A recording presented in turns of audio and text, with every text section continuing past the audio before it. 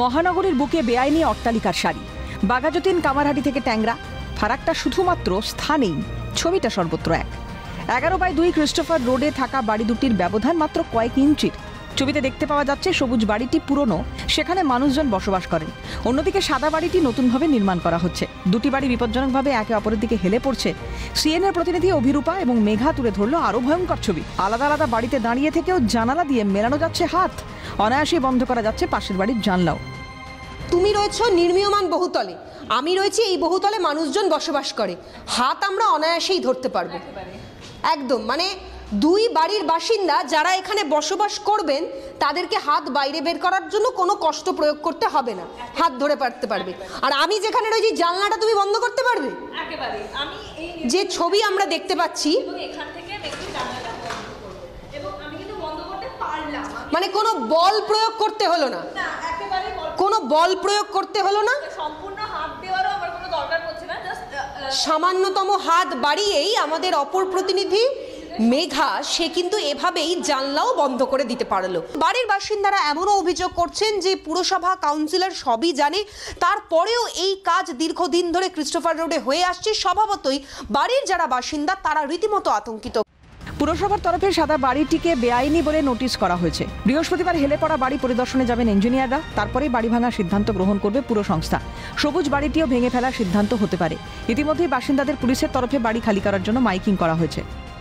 পক্ষ থেকে এবং পৌরসভার পক্ষ থেকে জানানো হচ্ছে যে আপনারা সকলেই জানেন যে এই দুটো বাড়ি বিপজ্জনক অবস্থায় হেলে আছে, যে কোনো মুহূর্তে ভেঙে পড়তে পারে।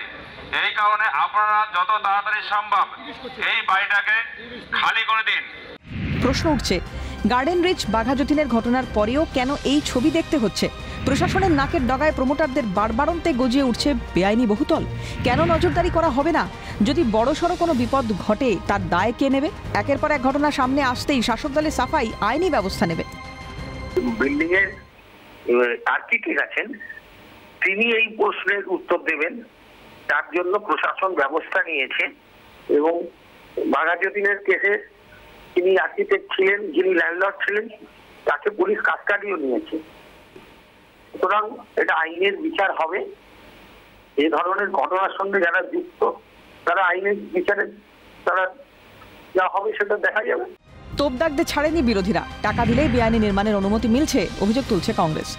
এখানে প্রমোটার রাজ চলছে, প্ল্যান পাস করাতে পয়সা লাগে, বাকি কিছু লাগে না। যেখানটাই যে মাটি যেমন সেখানে তত গাঁথনি করার দরকার, সেই প্ল্যান যারা পাস করে তারা সেখানে পয়সাকে প্ল্যান পাস করিয়ে দেয়। ফলে যে মাটিতে যতটা ওজন ধরানো দরকার তার থেকে বেশি ওজনের ঘর বাড়ি হচ্ছে, সর্বত্র হচ্ছে, আমাদের বহরমপুর শহরেও হচ্ছে। তার পরিণাম এগুলো ভেঙে পড়ছে, তার পরিণাম এগুলো হেলে পড়ছে। আগামী দিনে আরো হবে, কারণ প্ল্যান যারা পাস করছে পৌর কর্তৃপক্ষ, মিউনিসিপাল কর্তৃপক্ষ, সেখানে বসেছে চোররা। পয়সা ফেকো, তামাশা দেখো, স্লোগান তাদের। নিয়ম করে বেআইনি কাজ চলছে, কটাক্ষ বাম নেতা সুজন চক্রবর্তীর। তো কয়েক বছরে আইন করে বেআইনি কাজ করা হয়েছে, নিয়ম করে বেআইনি কাজ করা হয়েছে, ছাড় দেওয়া হয়েছে। আচ্ছা, বেআইনি বাড়ি করেছো, ওটা একটু ফি দিয়ে দাও, পিছন থেকে টাকা দিয়ে দাও, ওটা ব্যালেন্স করে দেওয়া হবে।